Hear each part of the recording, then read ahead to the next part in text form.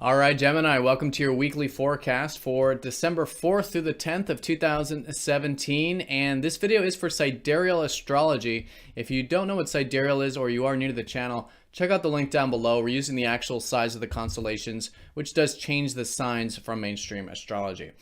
All right, so Gemini, the emphasis this week is, I think, still very much on your work or your day-to-day routine. So you have the Sun and Venus this week, and Mercury retrograde coming back into this area on Thursday to maybe redo some matters pertaining to this. Now, Mercury is going to be in your 7th house of relationships up until Thursday, so maybe re-examining some of that stuff with that Mercury retrograde. And, this week really is great for implementing a lot of these more deeper spiritual insights you maybe gained last weekend during that full moon we had last Sunday. So this is the disseminating phase of the cycle, which means implementing those insights from Sunday or the weekend in terms of where you can maybe have more peace in your life, really get acquainted with your subconscious self and your spiritual self and acceptance there, which then helps you have more peace in the everyday experiences. All right, so let's look at that along with the other things here in more detail when we return.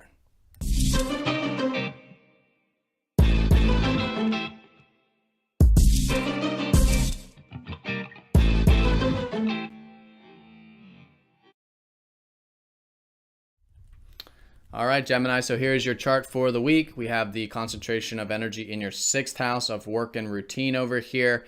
And so let's go ahead and break this down one day at a time here, starting with Tuesday. Chiron is going station direct, and this is going to be in your 10th house of career. So about the past year or so, some of you have been doing some healing with your public image, your perspective of your own public image, or maybe about your career. And this has been on the back burner this past 6 months, so now time to do some healing with that. Some of you maybe even quite literally doing healing through your career. But now that moves forward, so if anything does shift around Tuesday in terms of wounds coming up, really good to accept them and then go into that public area, go into that career area head on. If you're guided to, listen to your inner guidance. That's the most important thing. But and then you're going to find usually through that implementation that it helps us heal those wounds. So very good with that. And then Wednesday, your ruler does go over Saturn. Again, your ruler is retrograde, so it is still a week of just going within, re-examining some things, re-examining your motivations in life. But on Wednesday with Saturn, may be quite serious, right? Which is actually nothing new. This was also the case early last week. But, more of a serious connotation on things of taking some things seriously. And what I think you might be taking seriously is relationships. And this is going to be the key emphasis for the next 2 years for you with Saturn in that 7th house. So really good for this, implementation of relationships, stability in relationships, taking that serious or maybe even committed approach in relationships. And so you could be re-examining some of that stuff here around Wednesday. Now, what's nice about that is that that conjunction coincides with a Mars sextile. So Mars sextiling up to that emphasizes that, these past couple months, there's been a lot of motivation for your home life or your location or family matters. And so that's a very positive force for you this week. It's great to put some positive energy into this stuff. Maybe even your health as well. When Mars is in the 4th, it's really good for like physical exercise and things. It gives us that energy and drive there. But that's very much supporting your relationships, very much supporting you in many ways with that Mars energy. So Thursday, Friday, that's when Mercury does leave the 7th and dips back into the 6th. So while it was earlier in the week, more of a reflection on relationships, I think Thursday onward, probably more in terms of your work and routine. I mean, that's the focus anyways with the Sun and Venus here, but now re-examining some of that stuff with the retrograde. So maybe there's some loose ends to tie up. Maybe there's some things to try out. Really good to be, flexible and experimental with the area Mercury retrograde is in. So just rehashing, redoing, rethinking, trying new things there can go well.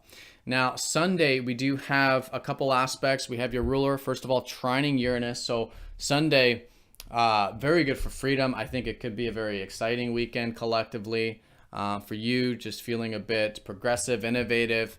Maybe it's involving your career or your public image in some way. All right, maybe some new insights about some of that stuff too, because it is all about change and freedom with your career right now. with Uranus up there. So very nice there to have that trine with your ruler.